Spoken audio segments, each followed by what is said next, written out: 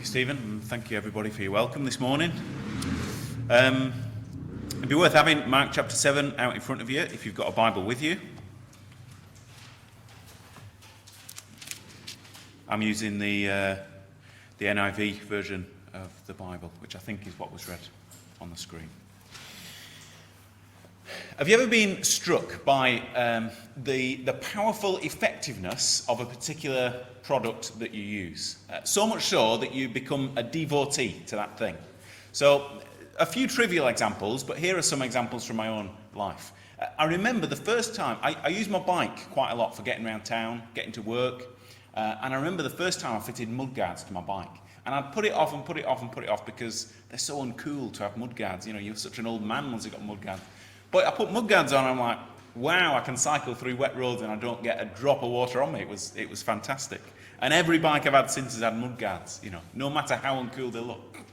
How uncool they look. Another example is the value of buying branded Brillo pads. You know, they just last so much longer than the cheaper ones, and they actually scrub the food off your plates. It's fantastic. Now, if Rachel was still in the room, she might question whether I've got enough experience with a Brillo pad to know what I'm talking about here, but I maintain that at least one day a week, I'm sure I do nearly my fair share of washing up, but there we go. You could think of all sorts of trivial examples, and maybe you've got some of your own examples. Maybe you've got your favourite tea bag brand, for example, that you particularly are devoted to. But I'm not here this morning to talk about which are your favourite products and what sort of things do you like to buy. I'm here to talk about Jesus. And so the question I want to begin with is Jesus effective and worthwhile, just like those products that we so often commit ourselves to? Why do you stick with Jesus? Or, if you're not already sticking with Jesus, why ought you stick with Jesus? Is he really effective at what he claims to do? Is he worthwhile following? Is he better than any of the other gods that present themselves to us? The many numerous gods that the world has to offer us? Is Jesus really better than the rest? Is he worth sticking with? When Mark wrote his gospel, he did it to provide us with a historical account of who Jesus was and what he did. But it wasn't just for the purpose of writing down history. He also wrote his gospel with the purpose of persuading us. Mark wanted to persuade us that Jesus really is the one worth following. And so the miracles that he's chosen are not just random incidents that he could remember best. He's chosen these miracles specifically to teach us about why Jesus is the one worth following. Now, the miracle that we've got in today's passage is not, as far as Jesus' miracles go, it's not particularly unique. It's fairly standard, if you like, in terms of Jesus' miracles. Yet, as we look at the details, we will see clearly how Mark is showing us that the Jesus who performed this miracle is no mere miracle man. He is so much more. He is the God worth committing our lives to. In the words of the crowd, I want us to be saying at the end of this morning, Jesus is the one who does everything well. Let's see how Mark shows us that. I'm going to go slowly through the passage and just pick out some of the details that Mark relays for us. Verse 31, then Jesus left the vicinity of Tyre and went through Sidon down to the Sea of Galilee and into the region of the Decapolis. Now, that region of the Decapolis, that is literally the 10 towns. These 10 towns are towns where mainly Greek people live. Now, that's significant because Jesus' primary goal in his ministry wasn't to reach Greeks. First, he'd come to reach Jewish people. That's why he gave that gentle rebuttal to the woman that I assume you've read about last week. You see that in verse 27. Jesus has come first to reach the Jews. And yet, despite that primary motive of his ministry, that doesn't stop him from stepping out of that path that he's following in order to reach the Greeks, in order to go and speak to them and share with them. After all, Jesus is the one, in the end, through whom the whole world will be blessed. So we start this little section with a seemingly insignificant detail, he goes to a Greek town. But straight off, there's a reminder here of just who we are in Jesus' plan. We're not the Jews that Jesus came to minister to. We are the Gentiles. We are those outside of Israel who God has invited to take hold of this blessing for whom we have no inherent claim to. And even today, in our own outreach, as a church, we've got to remember that the gospel that we're taking, the people that we're taking the gospel to, we're not to limit that people to just a small group, the people that we expect might receive it most readily. The gospel is for all the world. Go into all the world, Jesus said. That's something that he practiced as well as preached. Verse 32, let's carry on. Some people brought to him a man who was deaf and could hardly talk, and they begged him to place his hand on the man. Some people brought to Jesus a man who is deaf and could hardly talk. Now just take a moment to get inside this man's life and experience for a minute. A few weeks ago, I had the unfortunate experience of getting a build-up of wax in my ears, quite severely, so that I really couldn't hear people unless I couldn't hear them unless I was looking at them speaking to me. Even if they were in the same room, I wouldn't hear what was going on. I couldn't hear traffic as I was walking or cycling through the streets. I couldn't hear the TV unless it was up to max volume. I couldn't follow a conversation around a table because there were too many voices coming from different directions. And as I experienced this impairment of my hearing, I could still hear a small amount, but not much. I quite quickly became an outside observer to the world that I was living in. It was like I was looking at the world through a glass window all the time. I could see what was happening, I could hear some of what was going on, but not enough to be confident enough to engage in what was happening. And that was only an impairment of my hearing. Now, the man in today's passage, he's totally deaf. And not only is he deaf, but he's also unable to speak. He could hardly talk. Maybe he's got a stammer. Maybe he can't make much of a noise with his lips and with his tongue. And so I expect that this man lived as very much an outsider throughout all of life. He would have had a limited opportunity to understand what was going on around him, and let alone influence things. And I expect that this man would be very timid, very shy. And you see that reflected in the way that actually it's other people who bring him to Jesus. But Jesus doesn't push him away. The people asked Jesus to place his hand on the man. What are they asking for here? I think it's unlikely that they're necessarily asking for healing. Probably they're just asking Jesus to bless this man. Lay your hand on him. Give him a blessing. He would certainly have looked like a man who needed blessing. But how does Jesus answer? He answers with so much more than what they asked for. They asked for a blessing. Was the man blessed? Yes, he certainly was blessed, but not in the way that they expected.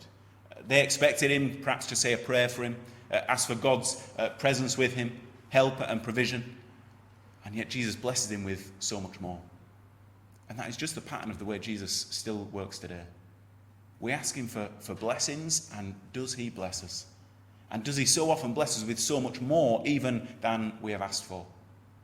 Now, that's not necessarily meaning that Jesus always removes our deafness or removes our inability to speak or removes our physical impairments.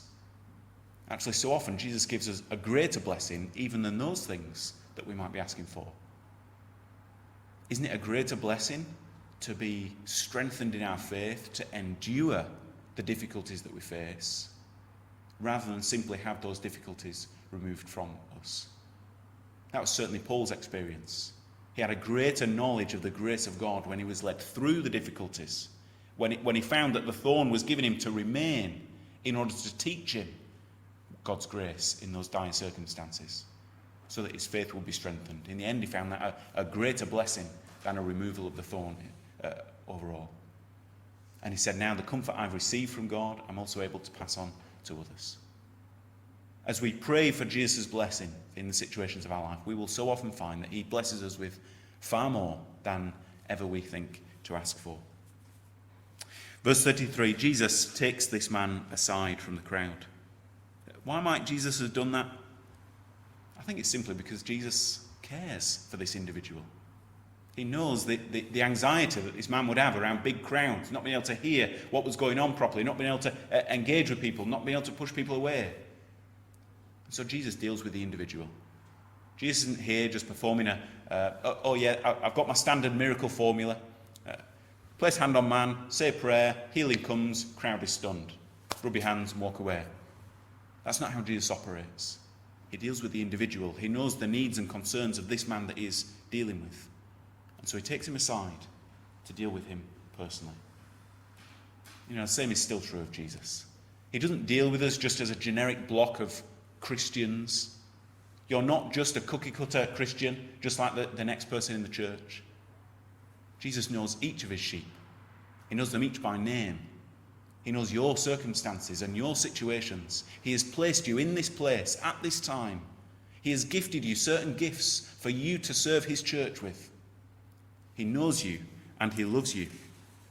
You're not a circumstance of chance. You're a circumstance of his purposes for you.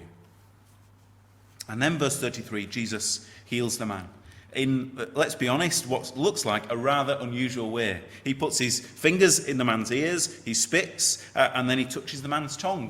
What is going on here? If you've still sat in the mindset of that man who's being healed, I think probably you'll see that there's nothing unusual at all going on here. This isn't some magic ritual that Jesus is performing. Jesus is communicating with a man who has no hearing and is unable to speak. And so Jesus looks him in the eye and says, your ears. And he uses his spit. Spit in those days was considered quite a powerful, to have quite powerful medicinal effects. It's still recognised today. If you put spit on a wound, it will heal quicker than if you don't. And so Jesus shows him, your ears, they're going to be healed. Your tongue as well. And so perhaps Jesus touches his spit on the man's ears, perhaps he touches him on the tongue, or perhaps he spits on the ground.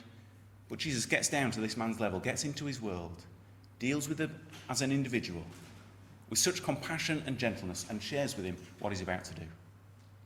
And then Jesus looks up to heaven with a great sigh, a sigh of frustration at the man's condition, a sigh of frustration at how sin has ravaged this world, a sigh of empathy with the difficulties that this man has had to face for so many years, and relief as well for the healing that the man is about to receive.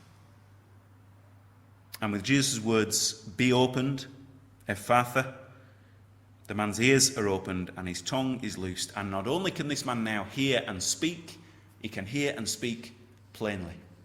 Just like the others in the crowd. He can converse, he can engage, he can deal with them. He's not just been given his hearing back, he has been totally healed, restored. And so it's no surprise that in verse 36 and verse 37, that on seeing the transformation of this man, the crowd are just overwhelmed, amazed at Jesus' power and ability. This man Jesus has come to our insignificant little town, our out-of-the-way, backwoods hole.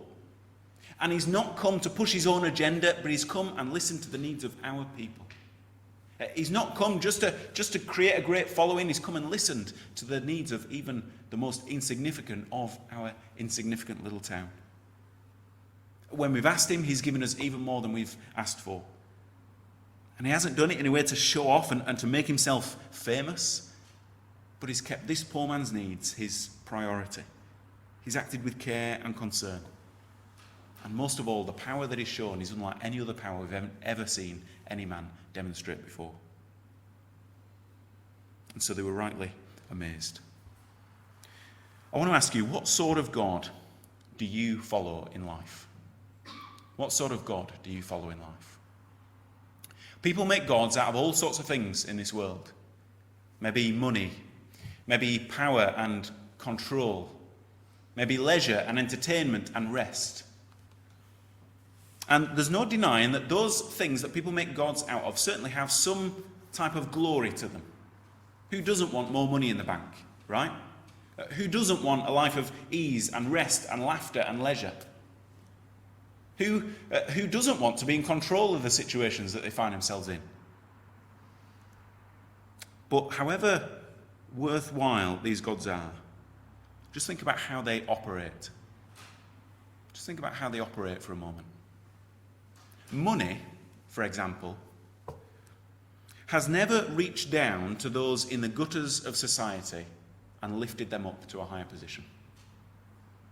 Money offers great wealth, great gladness, and great joy. That's the offer it makes. But the God of money says, you have first got to reach me before you can enjoy these gifts.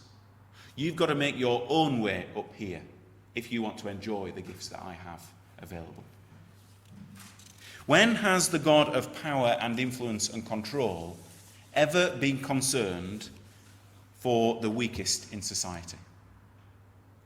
When have the gods of entertainment and leisure successfully dealt with the problem of grief?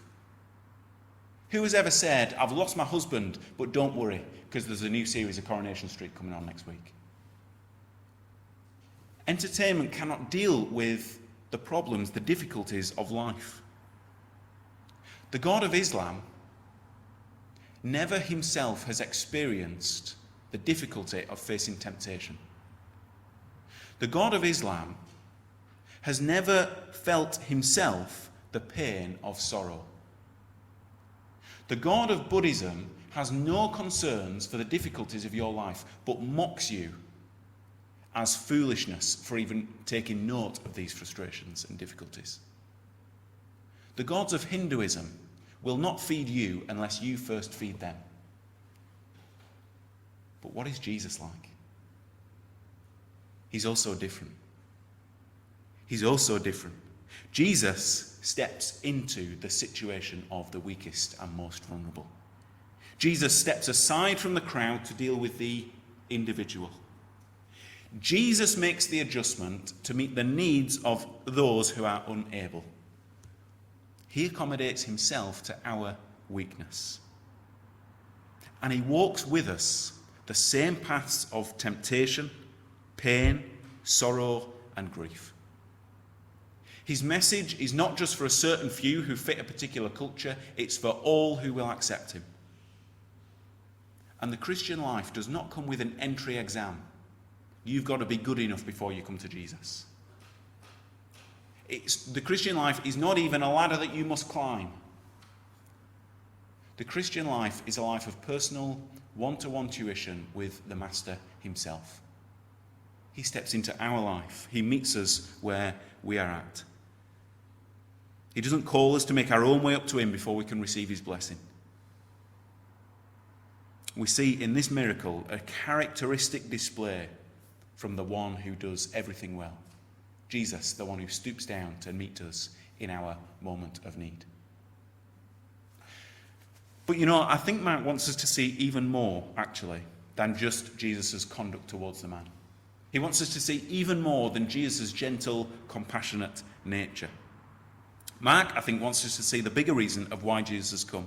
And he's provided us with a very, very subtle hint in the text. In fact, so subtle that it just doesn't come across in our English translations. You see, the word that Mark uses to describe the man as being hardly able to talk, he uses a very, very unusual word.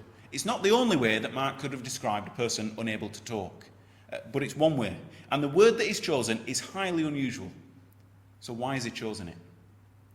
Interestingly, the word that he uses comes up in one other place in the whole of the Greek Bible. And the place it comes up is in Isaiah chapter 35. In Isaiah chapter 35, Isaiah is offering a rousing encouragement to the Israelites. He's saying, strengthen the feeble hands, steady the knees that give way. Say to those with fearful hearts, be strong, do not fear. Why? Because your God will come. He will come with a vengeance. He will come with divine retribution. Your God will come to save you. Isaiah is encouraging his people about the day when God will come to save them. And the very next verse describes what that rescue will be like. Isaiah says, then the eyes of the blind will be opened, the ears of the deaf will be unstopped. Then will the lame leap like a deer, and the mute tongue, that's Mark's word, the mute tongue will shout for joy. Does it remind you of anything? Of course, it's reminding of us of this ministry of Jesus. It's exactly what's happening here in the passage that Mark has recounted for us. And so Mark expects us to make the obvious inference. This time of Jesus' ministry is therefore this time of salvation that Isaiah has promised to Israel all those years before. Jesus himself must be that Messiah that God has promised. And we can even be so bold as to assume that Jesus is the God himself who will come and save us. Jesus is none other than the God of the Old Testament. And then once we've grasped that, then the full extent of the salvation that Jesus is bringing becomes quite clear. Jesus has not just come to offer relief from deafness and muteness and other infirmities. Isaiah goes on to describe that the fullness of this salvation that the Messiah will bring. He says, a highway will be there. It will be called the way of holiness. The unclean will not journey on it. It will only be for those who walk in that way. Only the redeemed will walk there, and the ransomed of the Lord will return. They will enter Zion with singing.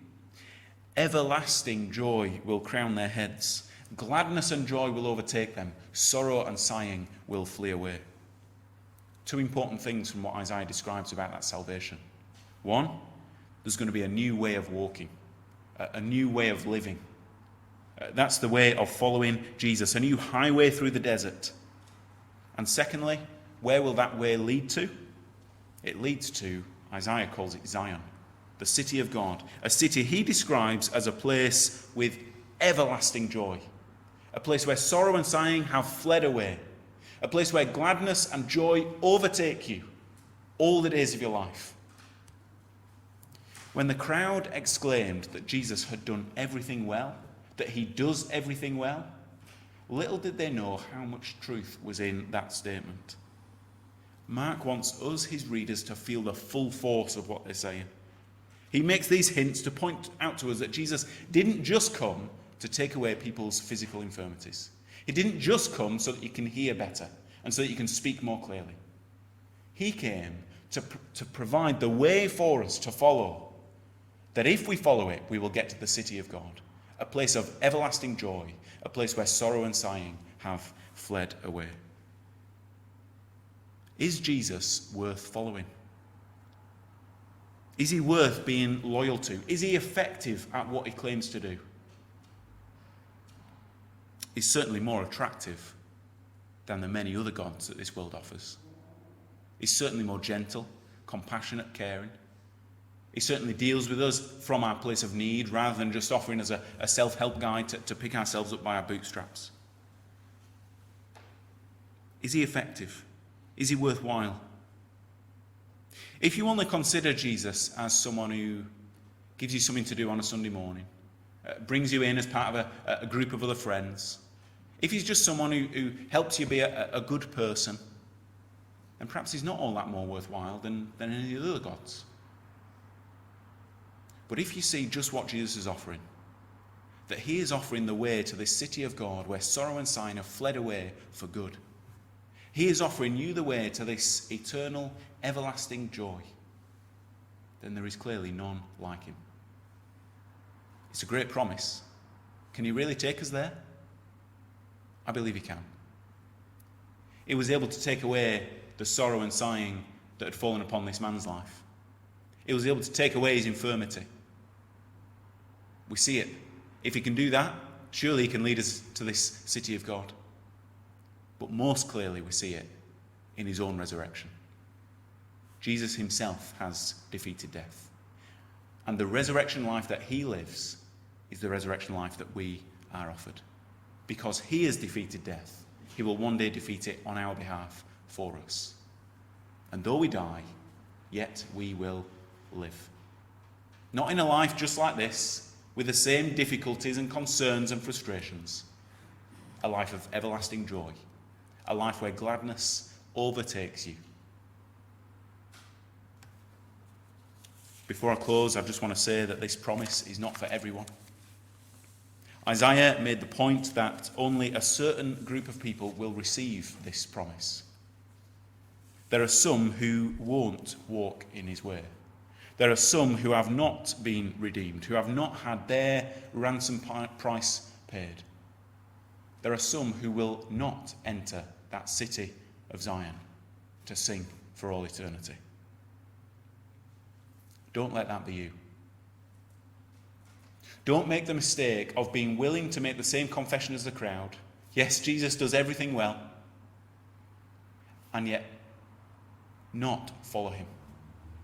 If you see that he does do all things well, if you see the fullness of the claim that he offers, if you see the goodness of the place where he's taken you to, then don't just stop and watch him walk by on the road. Don't just wave to him from a distance, but follow in his footsteps. Join him on that highway. Trust him as the only one who can open up those shackles of sin that have bound you up for so long in life. Trust in Jesus and follow him all the days of your life. I hope that's helped you to see that Jesus really is the one who does everything well and who is really worth following. Stephen, thank you.